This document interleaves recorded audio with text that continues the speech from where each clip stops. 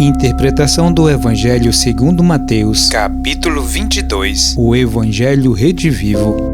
O reino dos céus é semelhante a um rei que celebrou as bodas de seu filho.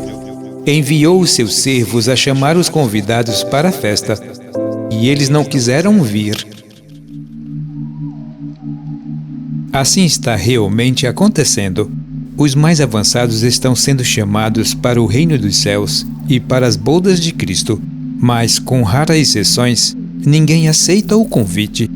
Consideram mais importante os seus negócios, os seus interesses mesquinhos, os seus prazeres e as suas ilusões. Outros, ainda mais bárbaros, revoltam-se contra os enviados do Senhor e os aniquilam.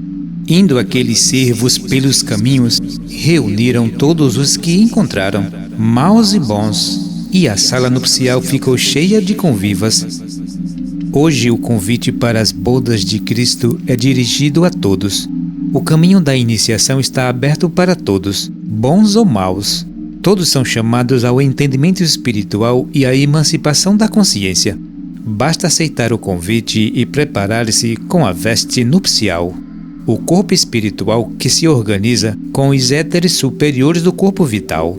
Mas entrando o rei para ver os convidados, notou ali um homem que não trajava veste nupcial e perguntou-lhe: Amigo, como entraste aqui sem veste nupcial? Ele, porém, emudeceu. Então o rei disse aos servos: Atai-o de pés e mãos e lançai-o nas trevas exteriores. Ali haverá choro e ranger de dentes. Com a formação do corpo espiritual, a consciência humana se liberta das ilusões terrestres e inicia a vida espiritual e permanente, ligado ao seu Cristo, ao Espírito de vida, despertado em seu interior. Todo o processo de evolução espiritual se baseia na formação desse corpo psíquico, que o homem deve aprender a formar pelo poder de sua fé.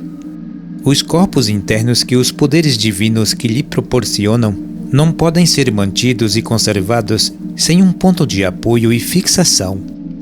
O corpo terrestre oferece esse ponto de apoio durante a vida terrestre, mas ao perder o corpo físico, é preciso que haja um novo ponto de apoio previamente preparado para se garantir a continuidade da consciência e a conservação dos corpos. Sem esse novo ponto de apoio, todo o edifício se desmoronará. A formação desse corpo espiritual etérico, no qual o homem perpetuará a sua consciência e se libertará das limitações materiais, é o grande mistério do cristianismo. Certas práticas ocultas, especialmente de origem oriental, forçam o deslocamento da consciência para o corpo de desejos. Mas neste caso, o praticante, embora mais ou menos consciente dos planos que penetra, encontra-se impossibilitado de agir por sua conta. É atado de mãos e pés, sendo dominado por correntes e forças naturais daqueles planos, que o empregam como instrumento de sua fatalidade. Nessas condições, o indivíduo não pode ter nenhuma liberdade de ação e acabará por sofrer terríveis reações de consequências desastrosas. Não podendo equilibrar-se no ambiente astral, será violentamente devolvido ao corpo físico, às trevas exteriores, onde continua a haver choro e ranger de dentes. Cada vez que o homem se reencarna, é lançado também às trevas exteriores, volta à consciência exterior, superficial e mundana. Toda tentativa de penetração nos mundos espirituais, sem o corpo espiritual organizado e libertado, é desastrosa, pois muitos são chamados, mas poucos os escolhidos. Algumas vezes na vida, muitos sentem o chamado do Espírito, mas são raros, muito raros, os que se resolvem a atender esse chamado e penetrar resolutamente no caminho da preparação. Para ser escolhido, é preciso que se esteja preparado. Essa é a questão. Esse chamado não vem de fora, vem certamente de dentro. Todos aqueles que sentem intensa curiosidade e desejo de aprender, que sentem atração pelo mistério, que têm sede de conhecimento, estão ouvindo a voz do seu próprio espírito. Hoje são muitos os que ouvem essa voz, que os chama para o mistério, para o transcendental, para o extraordinário. Porém, não basta ouvir essa voz, É preciso entendê-la e obedecê-la. Só serão escolhidos, entretanto, aqueles que, atendendo ao chamado, tiverem se preparado devidamente. A mesma voz que chama orientará o aspirante no caminho da preparação. É lícito ou não pagar o tributo a César? Neste mundo, temos obrigações e deveres que o destino e as circunstâncias nos impõem. Temos de pagar o nosso tributo ao mundo para termos o direito de viver nele. O Espírito é o primeiro a reconhecer que o homem deve pagar o seu tributo, deve cumprir as suas obrigações e seus deveres, deve respeitar as autoridades deste mundo e obedecerem às suas ordens. De forma alguma, o homem se justificaria, nem poderia ser aprovado espiritualmente se negasse a pagar o seu tributo ao mundo. Foi a falta de compreensão desse primeiro dever espiritual que levou muitos pretensos espiritualistas a condições difíceis e desastrosas. Exaltados por excesso de imaginação e crendo-se superiores a todo mundo, livres de preconceitos ignorantes, julgaram poder isentar-se das suas obrigações e deveres sociais e morais. Viam em tudo falhas, preconceitos e ignorância, e negaram-se a dar a César o que é de César, e o mundo cobrou deles violentamente o que não quiseram pagar por bem. Por mais alto que esteja um homem na escala evolutiva, jamais se justificaria, deixando de cumprir os seus interesses e obrigações neste mundo. A César o que era de César, ao mundo o que é do mundo. Quanto à ressurreição dos mortos, não tendes lido o que Deus vos disse? Eu sou o Deus de Abraão, o Deus de Isaque e o Deus de Jacó. Ele não é Deus de mortos, mas de vivos. A seita dos saduceus, em oposição à dos fariseus, não admite a ressurreição dos mortos. A ressurreição dos mortos e a eternidade da alma humana era constituída exclusivamente da classe mais rica, influenciada largamente por princípios da filosofia helênica. Cristo, porém, confirma positivamente a ressurreição, declarando que Deus governa um universo de seres que vivem realmente, isto é, que possuem uma consciência positiva completa, livre e permanente. Se não houvesse para o homem comum a possibilidade da ressurreição, a existência terrestre não teria nenhum significado e toda questão espiritual se reduziria a uma fantasia inútil, e nem mesmo Deus precisaria existir, desde que não passaria de um Deus de mortos, isto é, de seres espiritualmente inconscientes, impossibilitados de ressuscitar, portanto incapazes de evoluir. A efêmera vida terrestre não passaria de um capricho da natureza sem nenhum significado real. Assim viviam os saduceus no mais crasso materialismo científico, cumprindo a lei mosaica por simples formalismo, mas só pensando em acumular riquezas terrestres e gozar a vida mundana da maneira mais agradável. Ainda hoje a mentalidade mundana acompanha em grande extensão o ponto de vista dos saduceus, e o materialismo estendeu-se largamente com o avanço da ciência moderna. Porém, o que importa considerar é o sentido interno dessa declaração de Cristo. O trabalho de Deus se realiza e se confirma através daqueles que ressurgiram dentre os mortos, daqueles que se despertaram para a verdadeira vida. A vida que o homem conhece com sua consciência terrestre e relativa, limitada e restringida, não é a verdadeira vida. Cada vida terrestre é uma oportunidade que Deus concede ao espírito humano para conquistar essa consciência mais alta, independente da constituição física, e a liberte para a eternidade, para que comece a viver a vida espiritual real e permanente. Amarás o Senhor teu Deus de todo o coração, de toda a tua alma e de todo o teu entendimento.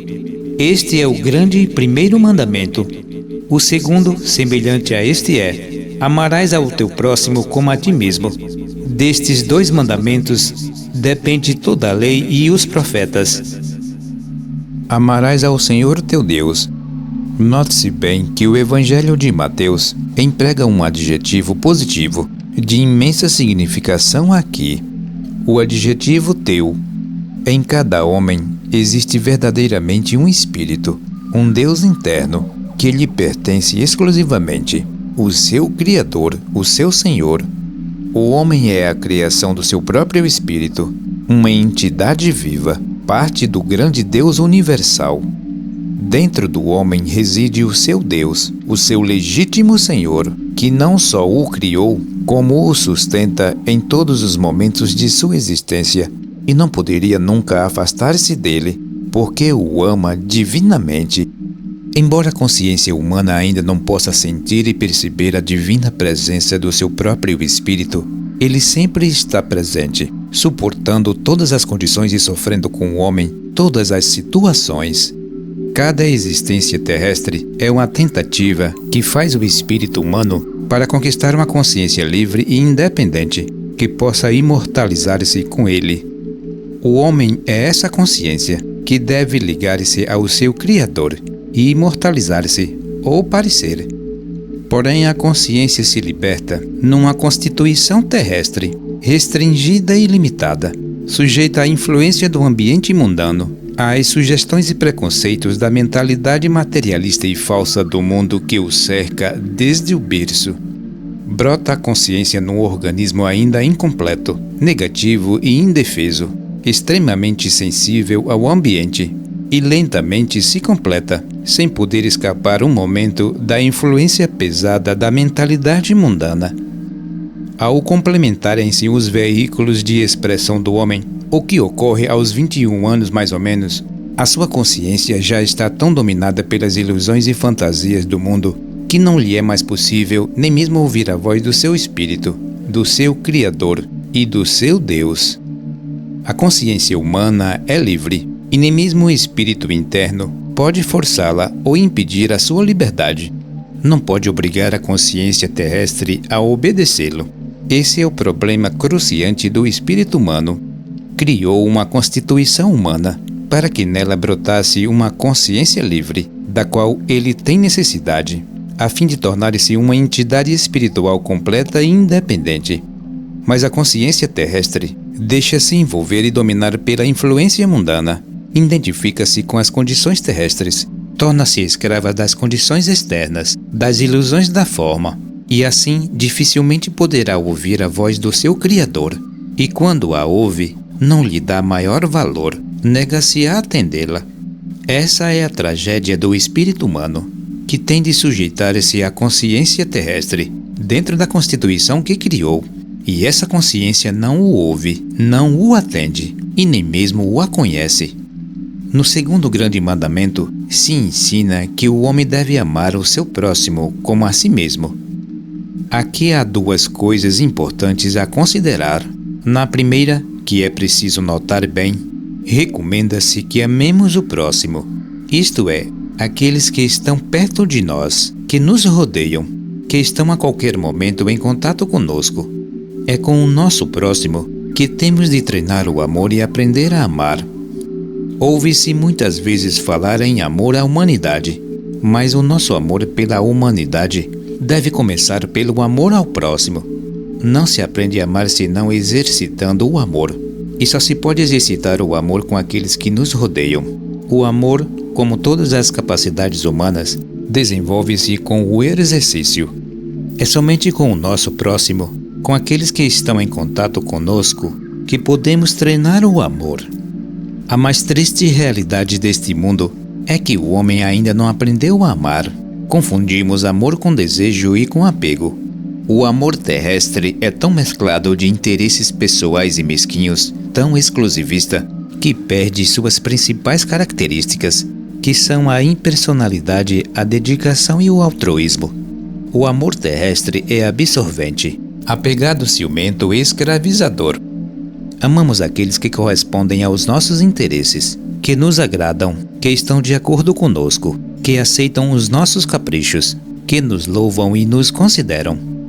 Com a maior facilidade deixamos de amar e passamos até odiar, muitas vezes por uma insignificância qualquer, por um amor próprio ofendido e até por uma desconfiança sem nenhum fundamento.